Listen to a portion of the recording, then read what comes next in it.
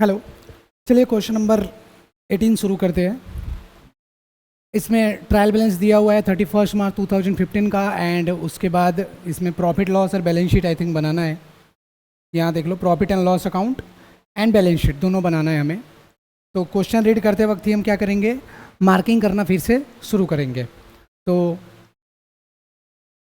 इसमें अभी ध्यान दो, share capital divided in shares of ₹10 each, ऐसा करके दिया है।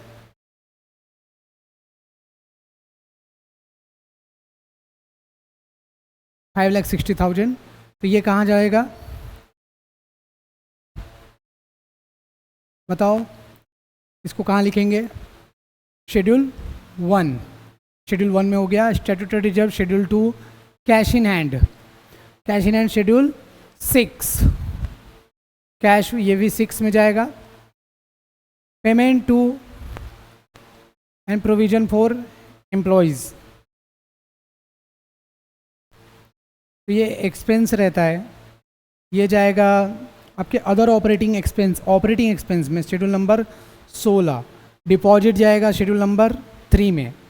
ये ओपनिंग बैलेंस है, ये हमें प्रॉफिट एंड लॉस अकाउंट जो हम बना रहे हो आप, उसके अंदर जो जब प्रॉफिट निकलता है उसके नीचे हम लिखते हैं profit brought forward from previous year, तो उसके अंदर ये वाला वैल्यू लिखेंगे। तो ये प्रॉफिट एंड लॉस अकाउंट का पार्ट है। ये operating expense schedule number 16, director fees 16, auditor fees 16, interest and discount ये इनकम है, और ये जाएगा शेड्यूल नंबर 13 में। ये इंटरेस्ट इनकम में जाएगा शेड्यूल नंबर 13, 14, 15, 16 ऐसा है ना, तो शेड्यूल नंबर 13 में जाएगा।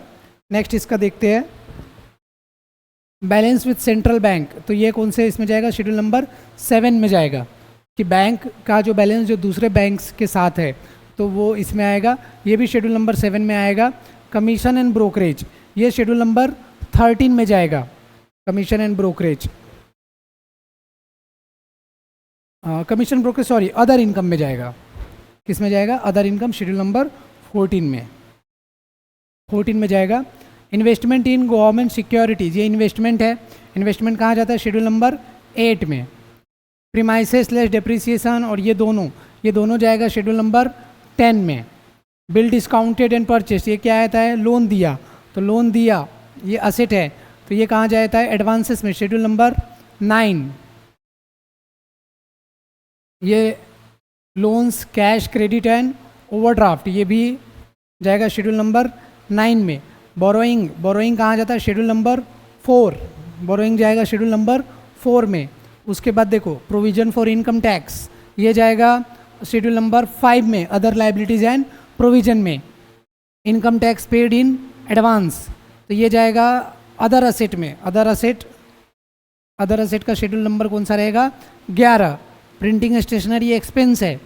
प्रिंटिंग एंड स्टेशनरी क्या होता है? खर्चा होता है, ये जाएगा शेड्यूल नंबर 16 में। फिर उसके बाद रेंट भी जाएगा शेड्यूल नंबर 16। खर्चा है, पोस्टेज और टेलीग्राम भी खर्चा है, शेड्यूल नंबर 16 में जाएगा। इंटरेस्ट ऑन डिपॉजिट खर्चा है, लेकिन शेड्यूल नंबर 15 में जाएगा। और डिप्रिसिएशन ऑन बैंक प्रॉपर्टी ये भी एक्सपेंस है, ये शेड्यूल नंबर 16 में जाएंगे। और इस तरीके से ये आइटम हो गया आपके, कौन सा आइटम बैलेंस शीट में जाएगा, कौन सा आ जाएगा प्रॉफिट लॉस में, उसका क्लासिफिकेशन। तो ये मैंने लिख दिया है कौन से शेड्यूल में किसको पुट करना है। उसमें इस क्वेश्चन में एडजस्टमेंट भी है। This is a very important question, paper में आने के ज़्यादा चांसेस रहते हैं इस तरीके के। तो इंटरेस्ट अक्रूड ऑन इन्वेस्टमेंट, इसका मतलब 39,200 रुपये हमारे जो इन्वेस्टमेंट है उसके ऊपर अक्रूड हो गया है, लेकिन हमने अकाउंटिंग किया नहीं है। तो इसकी अकाउंटिंग क्या होती है? अक्रूड इंटरेस्ट हो जाता है डेबिट। अक्रूड इंटरेस्ट क्या हो जाता है? डेबिट, क्योंकि ये हमारा एसेट है। और इंटरेस्ट ऑन इन्वेस्टमेंट हो जाएगा क्रेडिट। इंटरेस्ट ऑन इन्वेस्टमेंट ये हो जाएगा क्रेडिट 39,200। तो ये क्रेडिट। अब ये क्रेडिट इफेक्ट कहाँ जाएगा? तो इसको ये जो क्रेडिट हुआ, तो आप शेड्यूल जो 13 है इंटरेस्ट इनकम, उसमें इंटरेस्ट अर्नड में ये ऐड हो जाएगा। और ये कहाँ ऐड हो जाएगा? ये अक्रूड इंटरेस्ट ऑन इन्वेस्टमेंट चला जाएगा अदर एसेट में। कहाँ चला जाएगा? अदर एसेट में, जो कि है हमारा शेड्यूल नंबर, कौन सा शेड्यूल है? शेड्यूल नंबर 11 है।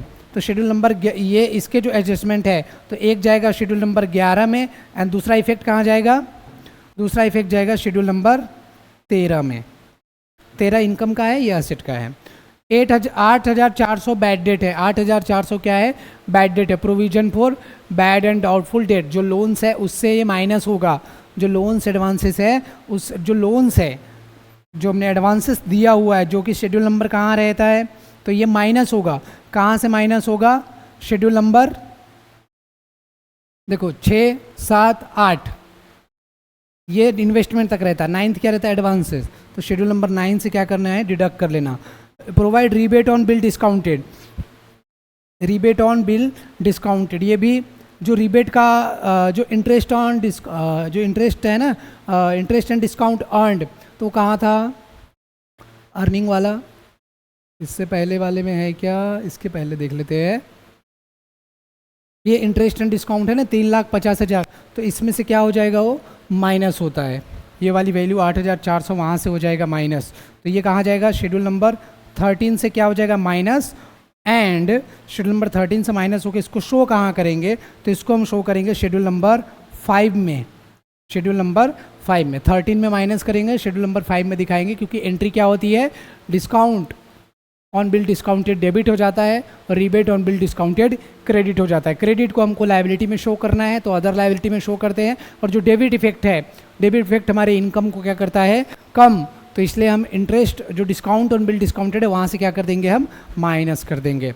ठीक है। Bills for collection amounted to 1,12,000, ये बिल सिर्फ शो करना है। 1,12,000 अब बैलेंस शीट के नीचे जो कॉन्टिजेंट लाइबिलिटी जो कि शेड्यूल नंबर 12 है, उसके नीचे हम क्या कर देते हैं? इसको शो करते हैं। ठीक है। उसके बाद देखो एक्सेप्टमेंट्स एंडोर्समेंट बिहाफ ऑफ कस्टमर 1,40,000, ये कहाँ से होगा? शेड्यूल नंबर 12 में जाएगा। शेड्यूल नंबर 12 में कहाँ दिखाएंगे हम इसको? कॉन्टिजेंट लाइबिलिटीज़ में। ठीक है। उसके बाद जो रूल है, तो रूल क्या बोलता है भाई? 25% जो प्रॉफिट लॉस इस साल का हुआ उसका 25% हमें कहाँ ट्रांसफ़र करना होता है? इनकम में ट्रांसफ़र का, स्टैट्यूटरी रिजर्व में ट्रांसफ़र करना होता है। तो ये क्वेश्चन बहुत ही सिंपल है, तुमको इसको सॉल्व करो। मैंने कौन सी चीज़ कहाँ जाएगा वो मैंने बता दिया है।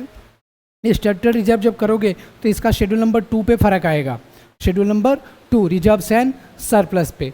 ठीक है। तो ये क्वेश्चन सॉल्व करना है और ये क्वेश्चन सॉल्व कर लो, मैं इसका आंसर ना आपको शेयर कर दूंगा। ठीक है। तो ये कौन सा चीज़ कहाँ जाएगा वो मैंने आपको लिख दिया है। ठीक है। आई होपफुली उम्मीद है कि तुम ये कर पाओगे। नहीं भी आया तो आप क्वेश्चन इसके ऊपर रेज कर सकते हो। तो ये क्वेश्चन का मैंने सिर्फ अभी हिंट दिया है कि किसको कहाँ पुट करना है, और जब आप करते हो तो मैक्सिमम चीज़ें इसका आंसर आ जाएगा। देखो बैंकिंग अकाउंट में, फाइनल अकाउंट में बहुत ज़्यादा ये नहीं है कि प्रॉब्लम आती है, सिर्फ आपको थोड़ा सा फॉर्मेट को ध्यान में रखना है और कुछ बेसिक एडजस्टमेंट है जिसको ध्यान में रखना है। तो ठीक है। तो ये हम पूरा क्वेश्चन नहीं कर रहे, इसका बस मैंने आपको हिंट दिया है। एंड थोड़ा कौन से शेड्यूल में क्या जाए क्वेश्चन हम जस्ट रीड किए हैं, पर इसके क्वेश्चन आपको करना है। मैं इसका आंसर जो है ना, वो लिंक जो अपना यूट्यूब का लिंक रहेगा वहाँ पे मैं गूगल ड्राइव का एक लिंक डाल देता हूँ, आप आंसर वहाँ से देख के मैच कर लेना। ठीक है। उसके बाद डाउट आए तो पूछना मेरे से। ठीक है। तो ये क्वेश्चन करके देखो। Okay, bye bye.